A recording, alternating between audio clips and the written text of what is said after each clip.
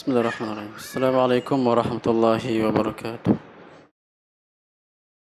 Alhamdulillah nahmaduhu wa nasta'inuhu wa nastaghfiruh wa na'udzu billahi min shururi anfusina wa min sayyiati a'malina. May yahdihillahu fala mudilla lahu wa may yudlil fala hadiya lahu. Asyhadu an la ilaha illallah wahdahu la syarika lahu wa asyhadu anna Muhammadan abduhu wa rasuluh. Qala Allah ta'ala fi kitabihil karim: يا أيها الذين آمنوا اتقوا الله حق تقاته ولا تموتن إلا وأنتم مسلمون.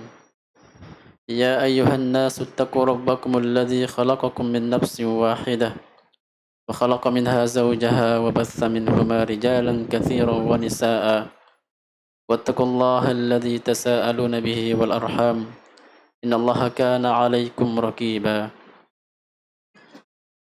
يا أيها الذين آمنوا اتقوا الله وقولوا قولا سديدا يصلح لكم أعمالكم ويغفر لكم ذنوبكم ومن يطع الله ورسوله فقد فاز فوزا عظيما.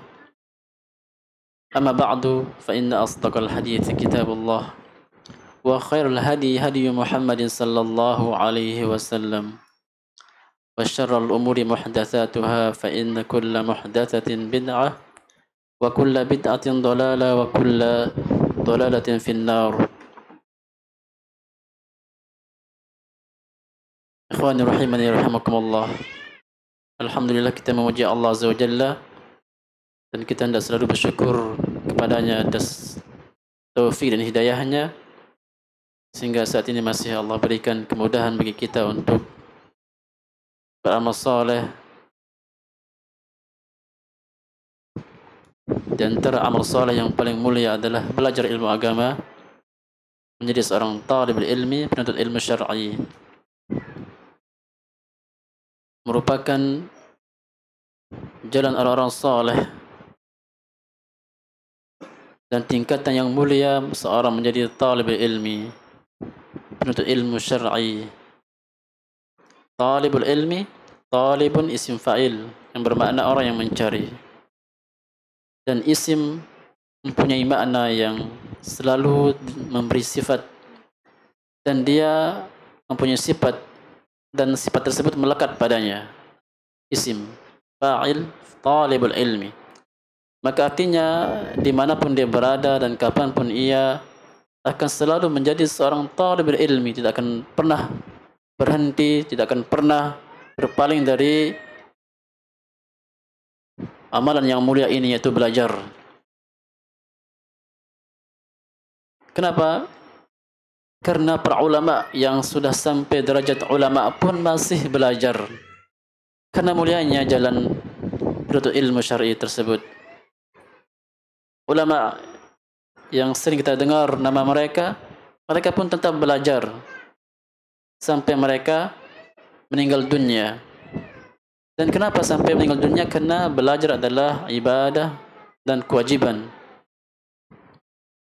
Sering kita dengar Imam Ahmad ditanya tentang kapan istirahat. Mata roha ya Imam, kapan kita istirahat? Tidak lagi kita belajar, tidak lagi kita beribadah, tidak lagi kita sujud. Maka Imam Ahmad mengatakan inda awwali qadamin ad'uha fil jannah. Kita akan istirahat kelak ketika kita sudah pasti menginjakkan kaki kita di surga Allah Azza wa Jalla. Disitulah kita istirahat. Maka perjalanan panjang. Maka kita berharap agar kita selalu berada di atas jalan para penuntut ilmu syar'i dan diberikan istiqamah di atasnya. Apapun yang terjadi dan apapun badai yang menerpanya, sekeras apapun ombak yang menghempasnya, maka jalan yang sangat mulia. Cukuplah hadis Rasulullah SAW yang sering kita dengar dan hafalkan. Man salaka tariqan yaltamisu fihi ilman sahalallahu lahu bihi tariqan ilal jannah. Tidaklah suatu kaum atau tidaklah seorang berjalan mencari ilmu syar'i melainkan Allah akan mudahkan jalan ia menuju surga. Cukup hadis ini sebagai nasihat bagi kita untuk selalu berada di atas jalan yang mulia ini. Bukan jalan kita saja yang para penuntut ilmu, ana dan para jamaah, para ikhwan semua adalah penuntut ilmu syar'i. Ternyata para ulama pun menempuh jalan tersebut. Masya Allah. Bukan hanya kita yang menempuhnya karena kita sedang belajar, tapi para ulama pun juga menempuh jalan tersebut. Saking mulianya, karena seorang menghadap Allah Azza wa Jalla, sedang berjalan menuju Allah Azza wa Jalla dengan belajar tersebut. Sampai kapan dan jauh waktunya, tidak masalah. Kita selalu belajar. Walaupun tidak paham apa yang disampaikan, belajar. Barangkali nantinya akan ada kita pahami 1-2 faedah yang penuh dan berkah. Dan kita berharap dengan sifat yang mulia ini, dan kita berada di atasnya selalu dan meninggal di atasnya. Syekh Al-Albani rahimahullah ta'ala mengatakan dalam sebuah perkataan yang sangat baik dan bagus, At-tariqu ilallahi tawil, berjalan menuju Allah adalah panjang sekali. Iya, di dunia seorang berumur antara 60 atau 70 tahun. Ternyata setelah dia meninggal menuju alam akhirah, alam barzakh, dia memasuki alam barzakh yang diawali dengan alam kubur. Di dalam kubur seorang bukan meninggal, dia akan hidup kembali seperti dia hidup di dunia, akan tapi beda alamnya. Seorang di alam kubur hidup lagi, dihidupkan. Namun kali ini bukan lagi hidup seperti dunia yang kita bercocok tanam, kita menanam, beramal, tanggung jawab di sana. Ada azab kubur dan ada nikmat kubur di sana. Maka itulah awal langkah seorang mendapatkan memetik buah yang telah dia tanam, sirami di dunia, alam kubur.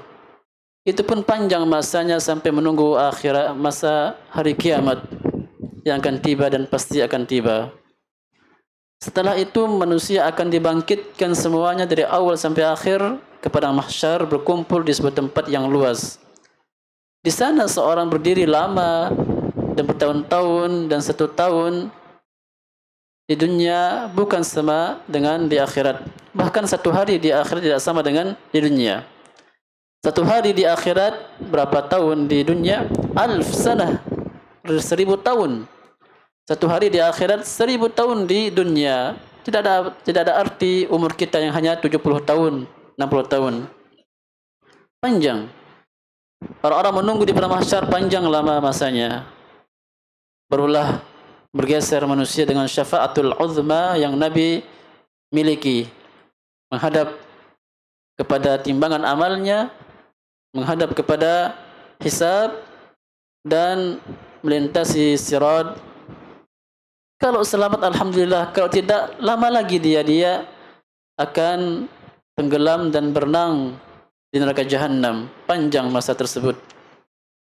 Makanya at-tariqu ilallah tawil, jalan menuju Allah panjang sekali. Wa nahnu namshi kal salhafat, sedangkan kita, kata Syekh Al-Albani, berjalan seperti siput yang sangat lambat sekali. Jalan menuju Allah panjang, kita berjalan lambat sekali. Lakin laysatil ibratu mata an nasila ila nihayatit tariq, akan tapi bukan patokannya para jamaah kapan kita sampai akhir jalan tersebut. Yang menjadi patokan adalah al-ibratu an namuta 'alaiha atau 'alaihi. An namuta 'alaiha, akan tapi yang menjadi patokan kita hendak meninggal di atas jalan tersebut.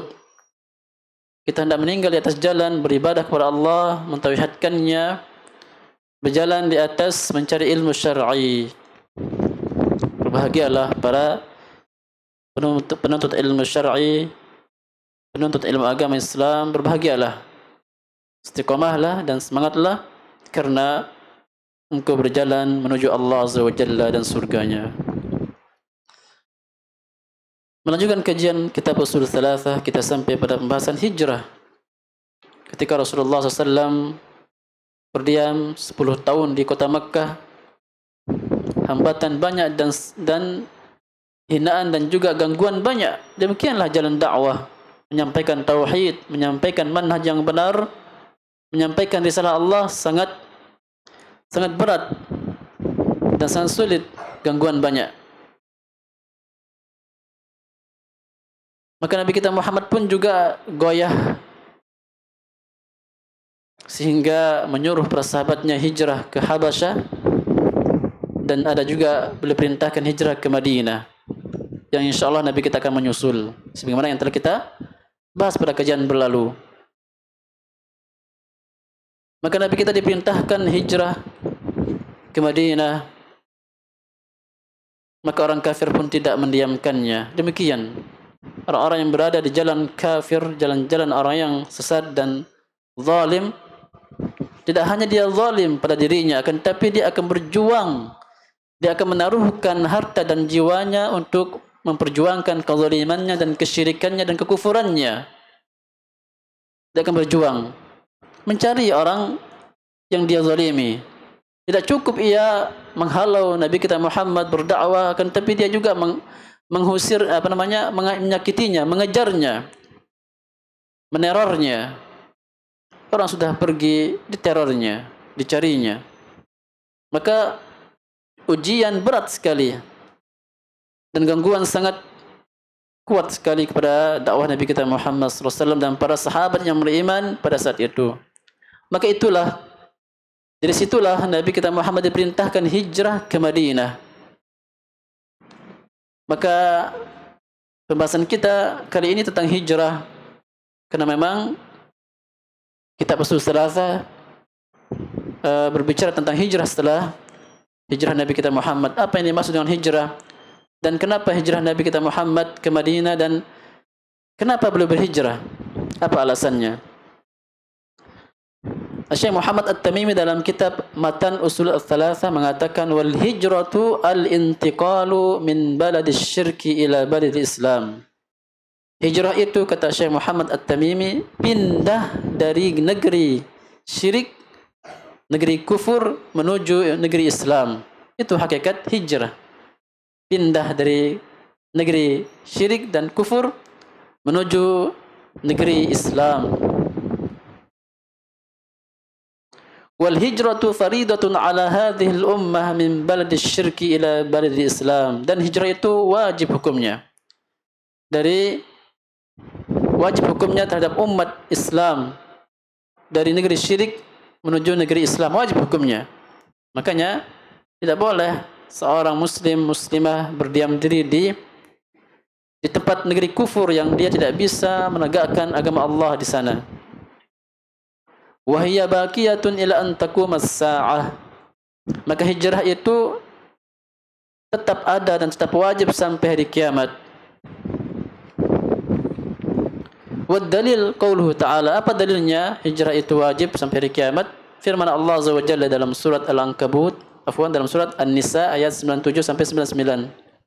Allah mengatakan, innal ladzina tawaffahumul malaikatu zalimi anfusahum. Orang-orang yang Allah wafatkan, orang-orang yang malaikat wafatkan mereka, yang mana mereka menzalimi diri mereka sendiri. Qalu fima kuntum. Maka para malaikat mengatakan dan bertanya, kenapa kalian tidak hijrah? Qalu kunna mustad'afina fil ardh. Maka mereka mengatakan, kami lemah, tertindas di muka bumi. Qalu, mereka mengatakan, alam takun ardullahi wasi'atan fatuhajiru fiha. Kata malaikat, bukankah bumi Allah ini luas, kalian datang ke sana dengan senang bahagia dapat mengamalkan syariat Islam? Bukankah bumi Allah luas? Seperti bahasa kita, dunia tidak selebar daun kelor. Dunia ini luas. Kenapa kalian tidak hijrah? Faulaika ma'wahum jahannam wa sa'at masira. Maka mereka orang-orang yang tempatnya di kelak neraka jahannam, dan itulah sejelek-jelek tempat kembali. Dalam akhir komentar Al-Imam Al-Baghawi ini, yang diajak bicara adalah yang diceritakan tidak hijrah ini kaum muslimin yang ada di Makkah yang belum hijrah. Illal mustad'afina minar rijali wan nisa' wal wildan. Kecuali orang-orang yang memang tertindas, lemah, laki-laki dan perempuan dan anak kecil, la yastati'una hilatan, tidak dapat mencari jalan, tidak ada jalan bagi dia, wala yahtaduna sabila, untuk hijrah, tidak ada jalan untuk hijrah. Mungkin tidak ada harta dia berjalan, lemah atau tua, tidak bisa berjalan. Faulaika asallahu an ya'fu anhum wa kana Allahu afuwan ghafura. Maka merekalah barangkali barangkali Allah, semoga Allah memaafkan mereka, dan Allah Maha memaafkan dan Maha mengampuni dosa.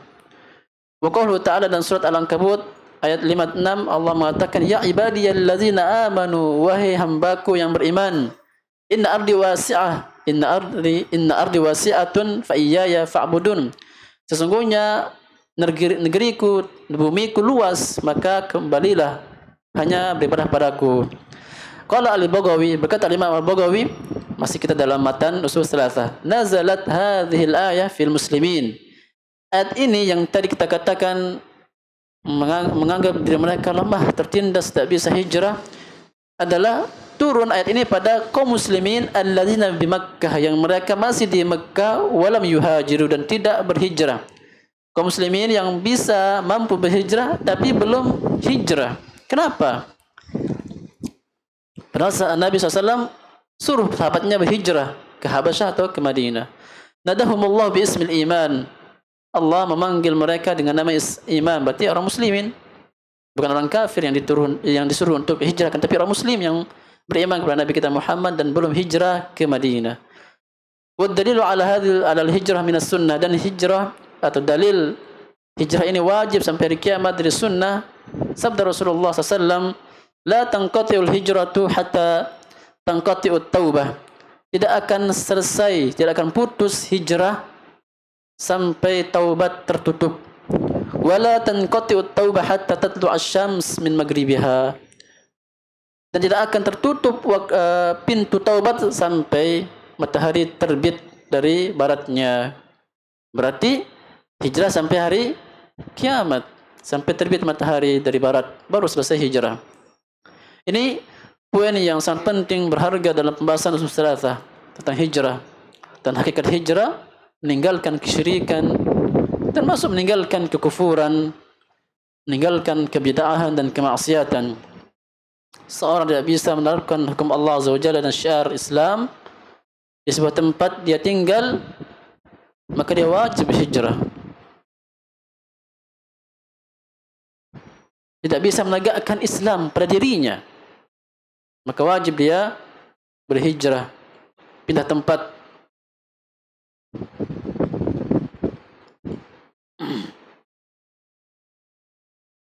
Maka ketika Nabi kita Muhammad SAW hijrah ke Madinah, dikarenakan tidak bisa menegakkan hukum Allah di sana sepenuhnya, karena banyak rintangan dari kaumnya, maka Nabi kita Muhammad diperintahkan hijrah ke Madinah untuk menegakkan Islam di sana dan mengumpulkan kekuatan.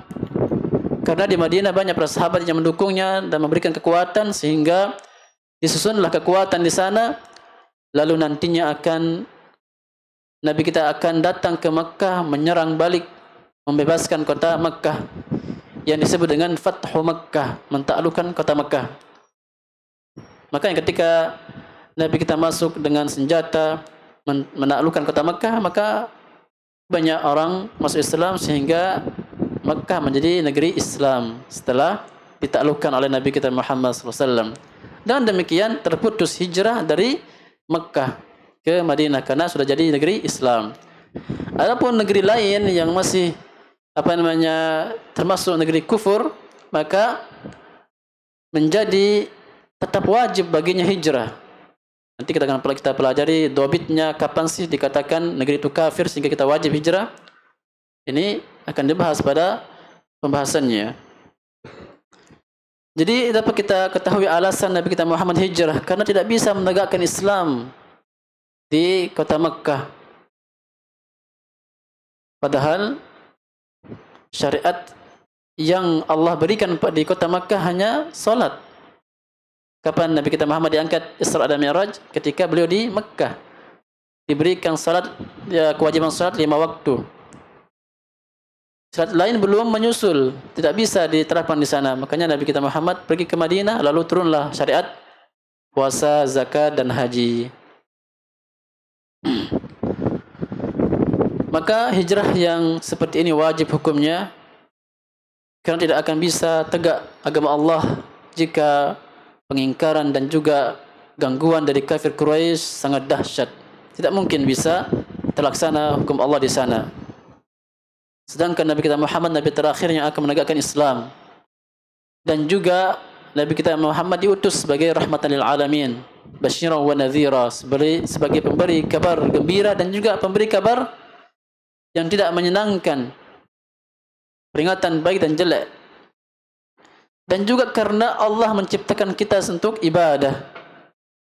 Sebagaimana yang kita pelajari dan pahami ayat Al-Quran, Allah mengatakan, wa ma khalaqtul jinna wal insa illa liya'budun. Tidaklah aku ciptakan manusia dan jin melainkan untuk ibadah. Ini tujuan kita hidup. Kalau kita hidup di dunia ini di negeri kafir dan sekitar kita kafir, tidak bisa kita membangun masjid, tidak bisa kita membangun pesantren dan seterusnya, tidak bisa kita menegakkan kebenaran, maka kita wajib hijrah. Itu artinya kekufuran dan kesyirikan sangat kuat di sana. Dan kita dituntut untuk ibadah, dan ibadah adalah tauhid. Tidak akan dikatakan ibadah kecuali harus bersama tauhid. Maka wajib berhijrah ketika demikian keadaannya. Itu alasan Nabi kita Muhammad hijrah, meninggalkan kota Makkah yang sangat ia cintai. Ketika beliau hijrah, Nabi mengatakan, anti ahabul bilad ilayya walaula anna qaumiki akhrujuni la akunu ma'aki atau bimana maqal. Nabi mengatakan ketika hijrah, anti engkau kota Makkah, negeri yang sangat aku cintai. Namun kalaulah bukan karena kaummu mengusirku, maka aku akan bersama kalian. Aku akan tetap di Makkah. Dicintai kota Makkah tersebut.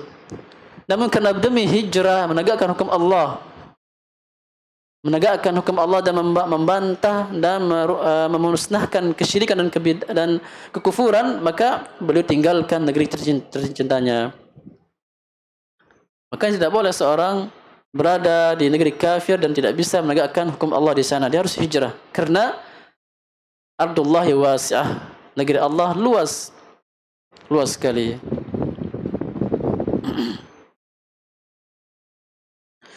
Berkata Syekh Muhammad Ibn Utsaimin rahimahullah ta'ala, sebelumnya kita definisikan hijrah. Al-hijrah itu dalam bahasa Arab maknanya al-hajar. Karena hijrah itu bahasa Arab. Artinya dalam bahasa Arab al-hajar, meninggalkan. Al-hajar, meninggalkan. Sebagaimana dalam kitab Al-Qamus yang ditulis oleh Al-Fairuz Abadi. Secara istilah hijrah yang telah kita sebutkan oleh Syekh Muhammad At-Tamimi, yaitu pindah dari negeri syirik menuju negeri Islam. Dhabitnya, apa patokan negeri itu syirik, negeri musyrik, apa patokannya? Syekh Muhammad Ibn Utsaimin mengatakan ini penting untuk ditulis atau dipahami betul, karena ini kunci atau dhabitnya, patokan dikatakan negeri itu negeri kufur, negeri syirik, agar tidak serampangan kita mengatakan Saudi negeri kafir, Indonesia negeri kafir, dan seterusnya, sehingga tidak ada yang dikatakan negeri Islam pada saat ini, sehingga terjadilah pengeboman sana sini, mengkafirkan sana sini. Tidak, harus dipahami dhabitnya, ukuran atau kapan dikatakan negeri itu syirik, negeri syirik atau negeri kufur. Syekh Ibnu Utsaimin mengatakan, wa baladu syirki huwa allazi tuqamu fiha sya'airul kufur. Negeri syirik, negeri kufur adalah yang di dalamnya ditegakkan syiar-syiar kufur. Wala tuqamu fihi sya'airu al-Islam, dan tidak ditegakkan syiar-syiar Islam. Ini patokan dikatakan negeri itu kufur. Saya ulangi lagi. Dikatakan negeri itu syirik atau negeri kufur, yaitu ditegakkan di dalamnya syiar-syiar kufur, syiar-syiar syirik, dan tidak ditegakkan di dalamnya syiar-syiar Islam. Apa itu syiar Islam? Banyak. Di antaranya al-adhan was-salah jama'atan. Di antara syiar Islam adalah adhan, dikumandangkannya adhan, dan salat berjamaah. Maka jika tidak bisa diizinkan salat berjamaah, tidak bisa izin, inilah dikatakan negeri tersebut tidak mengizinkan orang Islam menegakkan syiar Islam, maka ketika itulah wajib seorang berhijrah. Wal a'yad, dan juga tidak bisa melaksanakan Idul Fitri, Idul Adha, termasuk syiar Islam, karena semua umat Islam dianjurkan keluar. Bahkan para gadis-gadis yang berada di pingitannya disuruh keluar untuk menyaksikan Idul Adha, Idul Fitr. Ini menunjukkan bahwasanya pada asalnya wanita itu di rumah. Para gadis-gadis, para akhwat di rumah mereka. Tidak ada uzur mereka keluar kalau kecuali hal yang penting. Sakit, berobat, seperti ini, menyaksikan Aid, termasuk juga belajar, dan juga termasuk belajar, mengajar, boleh. Namun tidak ada alasan yang dia miliki, maka tidak boleh dia keluar. Karena ini syiar Islam di Id al-Adha. Wal Jum'ah, termasuk syiar Islam Jum'ah, bersalat Jumat. Ini wajib ditegakkan dalam negeri tersebut. Kalau boleh ditegakkan, Masya Allah, alhamdulillah, negeri Islam. Kalau tidak, maka negeri kafir, syirik, wajib hijrah. Berarti negeri kita negeri Islam, negeri kaum muslimin. Boleh, negeri kaum muslimin, biladul muslimin, bukan negeri kafir. Ala wajhin amin syamil, ini penting diperhatikan. Menegakkan syiar Islam, salat berjamaah, azan, berhari raya, Jumat, dengan praktek yang umum dan mencakup. Artinya kita boleh azan dengan mikrofon, melaksanakan Idul Adha, Idul Fitr di lapangan, di masjid, boleh, tidak ada halangan. Dan juga salat berjamaah. Maka ini termasuk negeri orang muslim, negeri muslim. Dan pengayat ini harus menerapkan syiar Islam dengan umum dan mencakup luas. Keluar dari hal ini seorang muslim yang berada di tempat atau di negeri yang sifatnya terbatas, seperti di Amerika misalnya, negeri kafir. Orang muslim banyak di sana, tapi dia bisa melaksanakan salat misalnya berjamaah. Walau alam, apakah boleh orang azan di Amerika? Siapa yang tahu? Ikhwah, boleh azan di Amerika? Salat jamaah boleh di Amerika atau di Jepang lah, di mana? Di Amerikanya misalnya, di Amerika? Ini belum berarti. Karena syiar ini harus didengarkan oleh orang yang sekitar. Ini masih pribadi, mahsur. Syekh Ibnu Utsaimin mengatakan, wa inna ma kulna ala wajhin 'amin syamil li yukhrija ma tuqam fihi atau li yakhruj ma tuqam fihi hadhihi asy-sya'air ala wajhin mahsur. Kata Syekh Ibnu Utsaimin, keluar dari menerapkan hukum Islam umum dan mencakup. Umum berarti semua orang dapat mendengarnya. Mencakup juga, tidak khusus di dalam kantor saja, di dalam ruangan saja. Ini berarti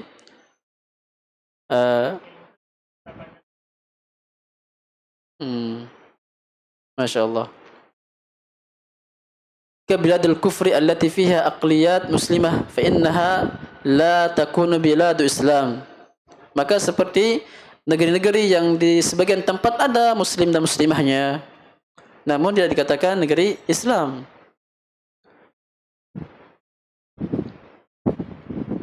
Amma biladul Islam, sekarang ini adalah dhabitnya kapan dikatakan negeri itu Islam. Fahiyal biladul lati tuqamu fiha hadhihi asy-sya'air ala wajhin 'amin syamil. Dikatakan negeri Islam kalau bisa ditegakkan di dalamnya syiar Islam seperti salat berjamaah, Jumat, berhari raya, dan juga azan tadi dengan bebas, umum dan meluas. Maka ini negeri Islam, berarti negeri Islam, Indonesia negeri Islam. Pembahasan ini sejatinya pembahasan berat sejatinya, karena kaidahnya banyak dan juga banyak orang-orang tergelincir dalam memahami masalah ini. Kalau kita tidak memahami dengan benar kaidah ini atau dhabit ini, maka kita akan mengkafirkan negeri. Demikian. Kami belajar di Yaman di sebuah markas Darul Hadis juga. di Maghrib. Ada sebuah pengajar dari Mesir, dia kafirkan Saudi Arabia. Mengkafirkan apalagi Indonesia. Ketika itu fitnah ISIS, dia cenderung ke sana. Bahaya. Makanya para ikhwah, para jamaah kalau mengirim santri atau anaknya ke Yaman, hati-hati. Jangan salah langkah, jangan salah markaz. Dan saya tidak menyarankan untuk orang belajar ke markaz di bagian Maghrib. Sekalipun saya pernah di sana awal perang. Saya tahu karena saya di sana itu hari. Maka bagi yang ingin belajar ke Madinah, ke Yaman, boleh sharing bersama ana, bisa diarahkan atau bisa kita kasih tazkiyah nantinya insyaallah biar aman akidah dan manhajnya. Jadi apa yang kita dengar adalah jelas insyaallah patokan dikatakan negeri itu muslim atau negeri itu kufur. Dan ini Syekh Ibnu Utsaimin mengatakannya dalam syarah beliau Syarah Al-Usul Ats-Tsalatsah. Maka hijrah ini adalah hakikatnya meninggalkan apa yang Allah benci kepada apa yang Allah redai dan cintai. Ini hakikatnya. Dan apa yang Allah benci banyak. Kekufuran, kesyirikan, kebid'ahan dan kemaksiatan. Maka wajib kita berhijrah. Makanya hijrah ini sejatinya tidak hanya sebuah istilah yang dipakai ketika seorang hijrah dari masa-masa sekarang yang viral tentang hijrah tersebut, berhijrah. Maka kita pun juga yang dalam istilah mereka sudah hijrah, wajib juga berhijrah. Karena banyak larangan atau keharaman yang kita harus berhijrah, tinggalkan. Karena meninggalkan asal maknanya, meninggalkan apa yang Allah benci dan menuju kepada apa yang Allah cintai dan ridhai. Maka dapat disimpulkan hijrah ini ada 3 macam. Pertama, hijrah baladus su', berhijrah meninggalkan negeri yang jelek dengan meninggalkannya dan berpaling kepada negeri yang baik. Dan ini hijrah badan. Seperti hijrah Nabi kita Muhammad, hijrah badan. Karena negeri yang jelek, kesyirikan merajalela di kota Makkah, beliau hijrah. Maka beliau pindah dari Makkah ke Madinah. Kedua, hijratu amalis su', meninggalkan amalan yang jelek. Bitarkil kufri wal fusuki wal isyan, dengan meninggalkan kekufuran, karena kufur adalah amalan jelek, wal fusuk dan juga kefasikan dan kemaksiatan dan kebid'ahan. Kita wajib meninggalkan amalan jelek ini. Banyak sekali, ada tingkatannya, besar, ada tinggi, ada kecil. Itu amalan kufur, amalan maksiat, amalan fasik, amalan bid'ah, semua wajib ditinggalkan. Karena tadi hijrah itu wajib sampai hari kiamat. Meninggalkan apa yang Allah benci. Allah sangat benci tentang syirik. Bahkan diancam orang musyrik tidak akan diampuni dosanya jika dia meninggal dan belum bertaubat. Lihat, besar sekali murka Allah atas orang-orang yang berbuat syirik. Dan juga Allah murka terhadap orang-orang yang berbuat bid'ah. Karena dia seakan-akan mengatakan Islam belum sempurna, ditambahkannya. Jadi demikian maksiat-maksiat yang lain, kedustaan dan ghibah dan seterusnya, hijrah kita. Jadi kita yang sudah hijrah tetap wajib hijrah. Karena hakikatnya adalah meninggalkan apa yang Allah benci kepada apa yang Allah cintai dan ridhai. Yang ketiga, pembagian hijrah. Hijratu ashabis su', meninggalkan teman-teman yang jelek. Yang termasuk juga hijrah namanya. Bimujanabatil kafarati wal mubtadi'ati wal fussaq. Meninggalkan atau hijrah, meninggalkan pelaku jelek dengan meninggalkan para orang-orang kafir, orang-orang musyrik, meninggalkan pelaku bid'ah, meninggalkan ahli bid'ah, dan meninggalkan orang-orang yang ahli fasik. Wajib hukum meninggalkannya. Ini kaidah usul yang sifatnya umum. Kita wajib, pada asalnya kita wajib meninggalkan kebid'ahan dan pelakunya. Dan juga meninggalkan syirik dan juga pelakunya. Sebagaimana yang definisi syirik apa? Definisi Islam apa? Al-Islamu lillahi bitauhid. Islam itu berserah diri kepada Allah dengan tauhid, wal inqiyadu lahu bit ta'ah, dan tunduk kepada Allah dengan mentaatinya, wa al bara'atu minasyirki wa ahlihi, dan berlepas diri dari syirik dan juga pelakunya. Kata Syekh Muhammad At-Tamimi dalam awal-awal kitab Ushul Tsalatsah. Berarti kesyirikan wajib ditinggalkan juga pelakunya, dan juga kebidahan wajib ditinggalkan juga pelakunya. Makanya para ulama keras, terutama ulama salaf sangat keras berbicara tentang bid'ah dan juga mengingkari bid'ah, dan juga berhati-hati dan mentahdzir dari bid'ah. Sampai-sampai ulama salaf mengatakan jangan duduk. Jangan duduk, duduknya tidak boleh. Apalagi mendengarkan ayat. Kalau tidak salah Sufyan datang kepadanya alul bid'ah, ya Imam, aku bacakan padamu satu ayat. Jangan, walau satu kalimat. Karena syubhatnya yang sangat luar biasa, besar, dan pengaruhnya sangat besar bid'ah tersebut. Lihat, awal bid'ah muncul ketika Dzulkhuwaisirah protes kepada Nabi. Apa ucapannya? Wahai Nabi, i'dil fa innaka lam ta'dil. Wahai Nabi, berlaku adil engkau karena engkau belum berlaku adil. Itu perkataan bid'ah. Karena bid'ah ini mencakup perkataan, juga pemikiran, dan juga sikap. Jadi ucapan bid'ah tersebut yang para sahabat tidak pernah mengetahui hal tersebut, dia berlancang mengatakan, ya Muhammad i'dil fa innaka lam ta'dil. Wahai Muhammad, berlaku adil engkau karena engkau belum berlaku adil pada pembagian rampasan perang. Satu orang ini mencetuskan banyak macam-macam bid'ah, bid'ah qadariyah, bid'ah rafidah, bid'ah murji'ah, dan khawarij. Itulah asal mulanya. Maka kita diwanti-wanti dari perkara tersebut. Rasulullah mengatakan, iyyakum wa muhdatsatil umur. Hati-hatilah kalian dari perkara baru. Fa inna kulla muhdatsatin bid'ah, dan setiap perkara baru bid'ah, dan setiap bid'ah sesat dan kesesatan di neraka. Termasuk hijrah kita, wajib kita berhijrah dari kesyirikan dan juga kekufuran dan juga kebid'ahan dan juga kemaksiatan. Makanya seorang tidak bisa menegakkan kebenaran di sana, tidak bisa dia mengingkari kemungkaran terjadi, dia pindah, dia berhijrah untuk menegakkan hukum Allah, kebaikan yang apa yang Allah ridai pada tempat dia pindah kepadanya. Karena hijrah ini wajib bagi kita semua, dari apa yang Allah benci kepada apa yang Allah cintai. Karena pada hakikatnya hijrah tersebut sebagaimana Rasulullah bersabda dalam hadis Bukhari, beliau mengatakan, al-muslim man salima al-muslimun min lisanihi wa yadihi. Orang muslim itu orang yang selamat. Orang muslim itu orang muslim yang selamat darinya, dari lisannya atau tangannya. Orang muslim adalah muslim yang lain selamat dia dari tangannya, dari lisannya. Itu seorang muslim. Artinya tidak mencaci makinya, tidak menzaliminya. Itu seorang muslim. Wal muhajir man hajara ma nahallahu an. Ini poinnya. Dan muhajir, orang yang berhijrah, itu adalah man hajara atau man hajara ma nahallahu an. Orang yang meninggalkan apa yang Allah larang. Itu hakikatnya orang yang berhijrah.